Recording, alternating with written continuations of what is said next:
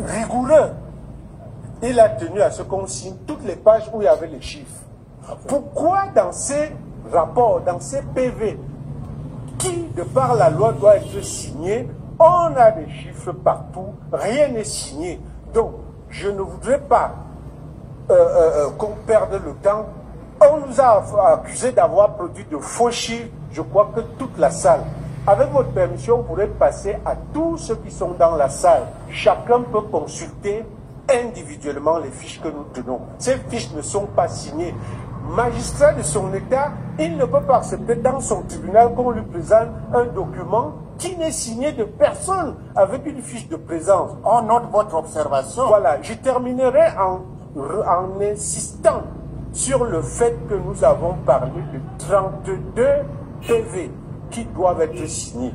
Dans la logique de M. le membre, qu'il nous produise les 32 PV ici et maintenant et que le public voit ici et maintenant les travaux. Nous avons également sollicité, Monsieur le Président, honorable membre de la Cour, qu'on nous produise les bordereaux d'émargement. Les débats étaient déjà clos, n'y revenez plus. Bon, j'en ai terminé, merci Monsieur le Président.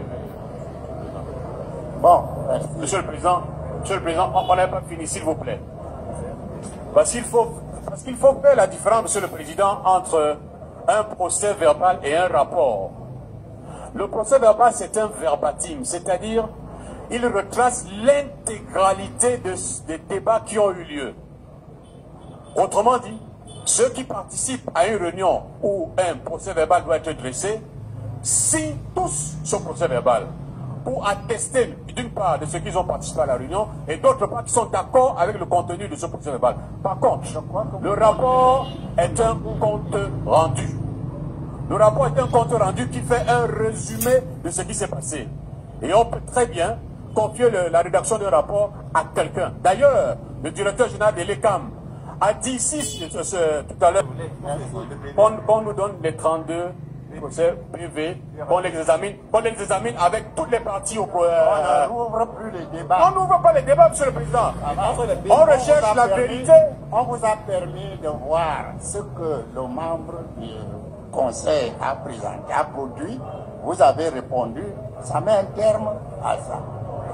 On peut toujours vous relire la procédure. Lisez la procédure, Monsieur le Président. La procédure, où est-ce qu'on se trouve? Tu le penses, la procédure. C'est pas possible au Cameroun. On dirait un combat contre le président de la Cour suprême. Suivez. À l'appel, c'est l'article 63. Un défenseur du RDPC. Voilà ce que c'est que le Cameroun. D'un dossier. C'est pas Le possible. rapporteur donne lecture du rapport. Le président ouvre les débats et invite les autres membres du Conseil à faire leurs observations. À l'issue de ces débats, le Conseil examine le projet de décision, l'amende au besoin et rend la décision. Nous sommes donc déjà à la dernière étape. Ça veut dire que les observations des membres du Conseil, on ne revient plus. C'est là, voilà les étapes. Oui, donc, vous avez eu à répondre, à faire des observations sur... Il aurait pu faire des observations sans présenter de pièces.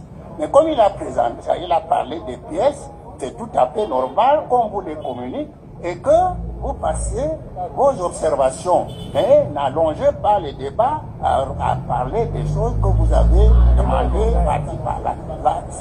On est à la dernière phase, les observations des conseillers.